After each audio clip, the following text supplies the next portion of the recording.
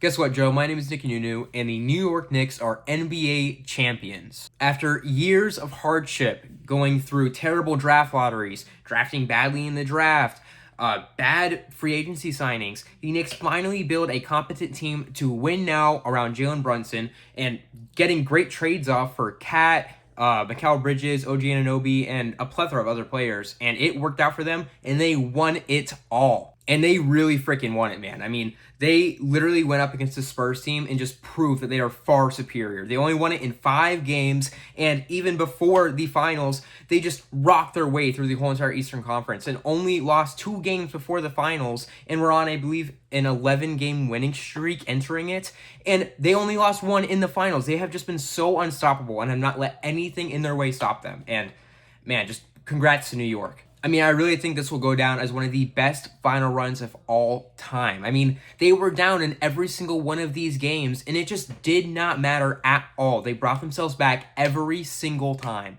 except for 1 game, but that doesn't count. I mean, I watched this game at an Applebee's with a couple friends, and you could just feel it the whole entire game, that no matter how down the Knicks were, because of their recent dominance later in these games and their coaching adjustments, you could just never count them out. And thank God we didn't, because they came back, and nobody else in that Applebee's dared to imagine that the Knicks would not win this game, because they have just proven themselves to be the better team in the latter halves of these games and just bringing themselves back every single time. I mean, the Knicks just felt destined to win this game, and especially the whole series. And as an NBA fan, I'm really happy for them, and I'm really happy for Finals MVP Jalen Brunson. I mean, seriously, this was just an incredible game for him. He got 45 points, going 14 of 27 from the field, which I think was the most efficient game he had this whole entire series. But it really felt like this series as a whole, and especially this game, was a real legacy-defining moment for him, for a guy that had so many people counting him out for his very unique game, being a small, crafty guard. A lot of people did not think that could win you a championship,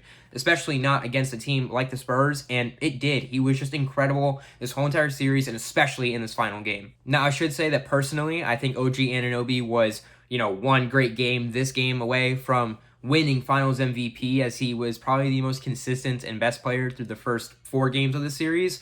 But he only shot 3 of 11 this game, which is just an absolute stinker out of him.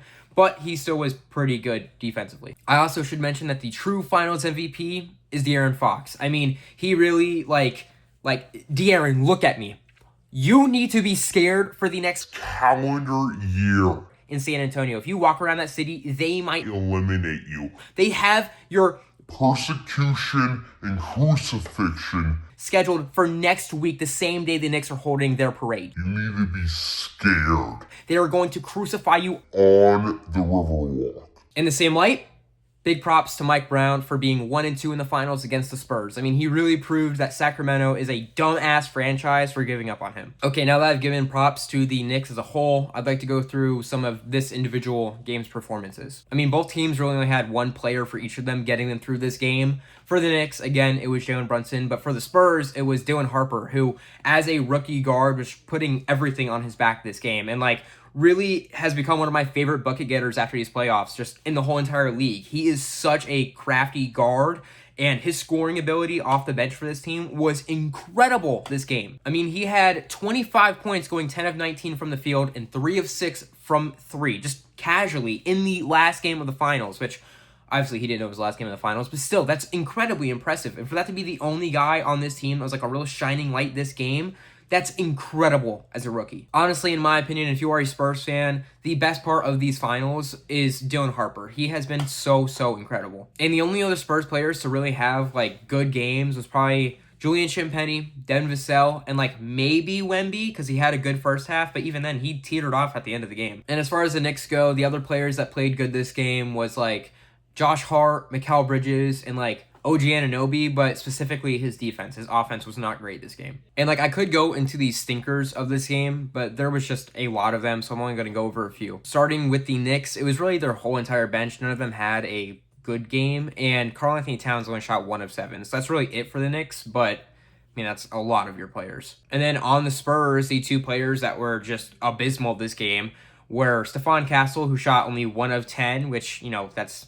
terrible, but he's also a year 2 player, so you can use the excuse of him being young. And then the other player that was terrible was De'Aaron Fox. Again, he only shot 3 of 15. I mean, his security might have to get to the level of Elon Musk. Now, and Elon Musk is a trillionaire. That's how bad De'Aaron Fox has been in this series. I don't know how you can be a Spurs fan, see that man in person, and not want to do physical damage to him. Yeah, and I think with that, that'll probably be it for the video.